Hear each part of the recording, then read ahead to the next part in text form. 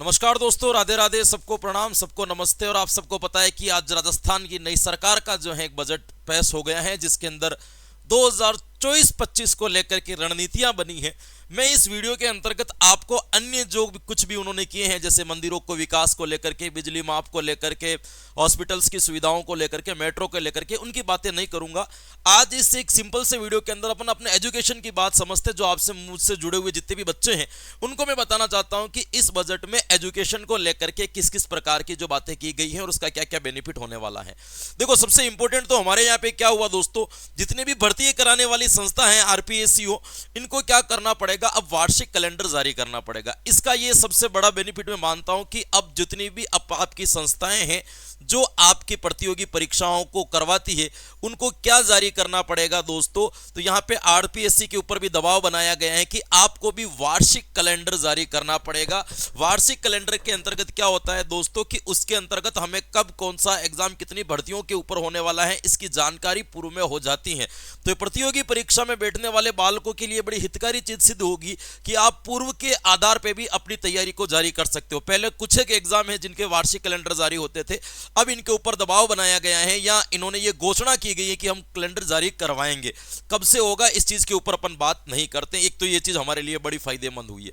दूसरी, यहां पे इन्होंने 70,000 भर्तियों की क्या की है दोस्तों, घोषणा की है कि 70,000 भर्तियों को यहां पे क्या किया जाएगा, नई भर्तियों को जो है यहां पे लाया जाएगा।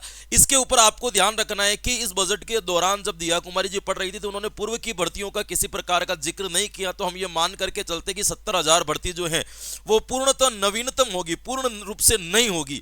अब यहाँ पे नवीनतम एग्जाम जो एक दो हुए हैं, जैसे अभी मान लीजिए कि अपने 5,000 पद के ऊपर, लगभग 5,000 पद के ऊपर पशु परिचर वाली भर्ती भी है, बीआईए का एग्जाम भी हुआ है।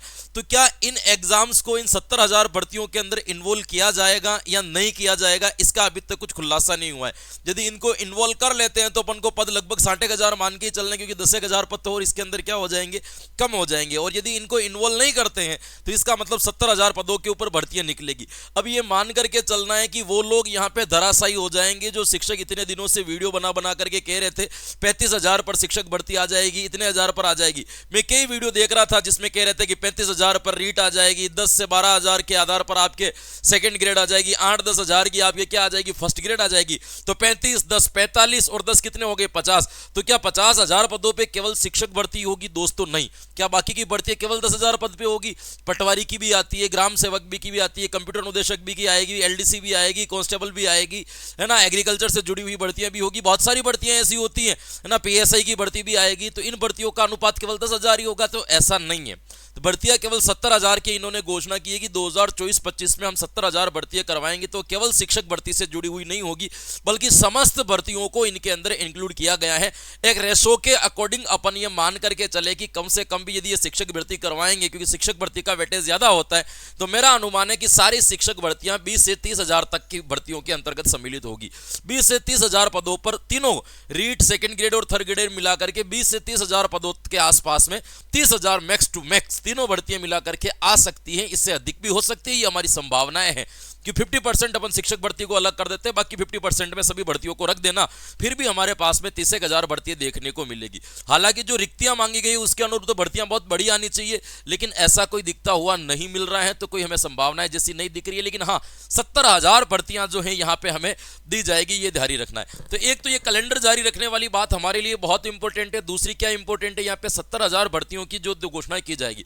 जब देखो यहाँ पे घबराना नहीं है, पोस्ट 7,000 हो, 70,000 हो, 1 लाख हो या 10 लाख हो, हमें हमारी तैयारी से मतलब है। यदि आपको अपने ऊपर विश्वास है कि मैं अपने आप में इस साल में या इस सत्र के दौरान नौकरी ले लूंगा और आपको पूर्ण विश्वास है, तो आप ले लोगे। फिर चाहे वो शिक्षक भर्ती 7,000 की आए या 70,000 की आए, इससे फर्क नहीं पड़ता है ना, ये आपको ध्यान रहे। क्योंकि सत्यता ये भी है कि एग्जाम में बैठने वाले सारे बच्चे नौकरी नहीं लगते, क्योंकि उसके अंदर उसमें वही बच्चे नौकरी लगते हैं जिनको पूर्ण सामर्थ्य, पूर्ण विश्वास है कि मैं ये नौकरी ले जाऊंगा।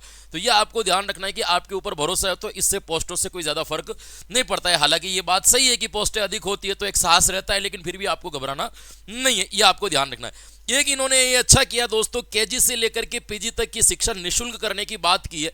जो भी अलाभान्वित परिवार है है ना। ऐसे सेक्टर में जो जितने भी परिवार किसी न किसी वजह से पिछड़ गए या अलावान्वित रह गए, उन सभी अलावान्वित परिवारों को केजी से लेकर के पीजी तक की शिक्षा जो क्या दी जाएगी दोस्तों, निःशुल्क दी जाएगी। इसके ऊपर भी इन्होंने क्या किया है दोस्तों, एक चर्चा की है। एक इन्होंने एक बात और भी कही है, मुझे अभी तक समझ में नहीं आया कि किस तरह से दिया जाएंगे, कि महाविद्यालय में पढ़ने वाले बालकों को 1000 रुपए का सहायक राशि जो है दी जाएगी। अब ये 1000 रुपए किस तौर पर दिए जाएंगे, कि फीस माफ के तौर पर गिने जाएंगे, या आपको अतिरिक्त रूप में दिया जाएगा, आने जाने का किराया बता दिया जाएगा। इस चीज के ऊपर अभी तक कोई कंसेप्ट क्लियर नहीं, तो विस्तृत जानकारी आएगी तो मैं आपको बताऊंगा, है ना। मैं अपनी तरफ से कुछ भी नहीं जोड़ रहा हूं, जो भर्ती के अंदर बताया गया है वो मैं आपको अंदर कह रहा हूं। तो 3-4 बातें हमारे लिए जो इस बजट के लिए बढ़िया है। मैं इस बजट के ऊपर पूरा वीडियो बनाऊंगा जिसके अंदर पूरा बजट पढ़ाऊंगा आपको, है ना। तो वो पहले मैं पढ़ लूंगा विस्तृत तरीके से, फिर आपको समझाऊंगा तो आपको ज्यादा समझ में आएगा। तो अभी अपन को याद रखना है, एक तो हमारे लिए ये बढ़िया हो गई कि एक वार्षिक कैलेंडर जारी हो रहा है, तो आपको ये पता चल जाएगा कि मान लीजिए कि आपके रीट प्री का एग्जाम है, तो आपको ये पता चल जाएगा कि प्री का एग्जाम साल में कौन कौन से महीने में होने वाला है। तो उस कैलेंडर से आपको एक, जैसे जुलाई के महीने में होगा और दूसरा फरवरी में होगा, या एक सितंबर में होगा, एक फरवरी में होगा, या एक ही होगा, तो ये हमें एक पूर्व जानकारी मिल जाएगी, जिसकी वजह से हम तैयारी एक बेहतरीन रूप से कर सकते हैं। और दूसरा बेनिफिट ये दे दिया हमें, 70,000 भर्तियों की बात कर दी है कि 2024-25 से लेकर के आपके 70,000 भर्तियां जो हैं आपको दी जाएगी। तो इसके अंतर्गत आप शिक्षक भर्ती की तैयारी कर रहे हो तो आपको ये मान के चलना है कि 50% रेशो भी यदि 70,000 का अपन ले लेते हैं, मैं तो 50% से भी कम ले रहा हूं कि भी जो पुरानी भर्ती हुई है 10,000 के आसपास में होगी, सारी मिला करके इतनी भी नहीं है, लेकिन 10,000 मान लेते हैं अपन। तो 70 अगर वो भी इसके अंदर इंक्लूड कर ले तो 70 में से अपन 10 निकालते हैं, 60,000 बचते हैं। 60,000 में से अगर 50% अपन शिक्षक भर्ती ले लेते हैं तो भी 30,000 के आसपास में भर्तियां देखने को मिलेगी, तीनों ग्रेड की मिला करके कम से कम, है ना। ये तो हमें अनुमान अपन लगा सकते हैं, ऐसा अपन को देखने को मिलेगा, ये ध्यान रखना।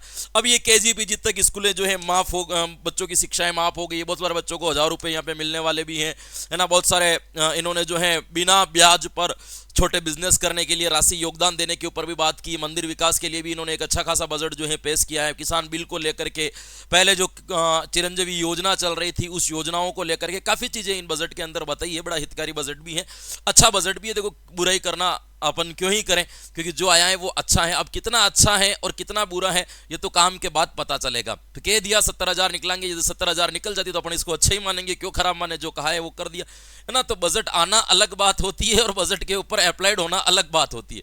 तो आने में और वास्तविक रूप में वो चलने में दोनों अलग चीजें हैं। तो हाँ, एक आशा बनती है कि कहीं ना कहीं हमारे लिए कुछ न कुछ अच्छा यहाँ पे होने वाला है।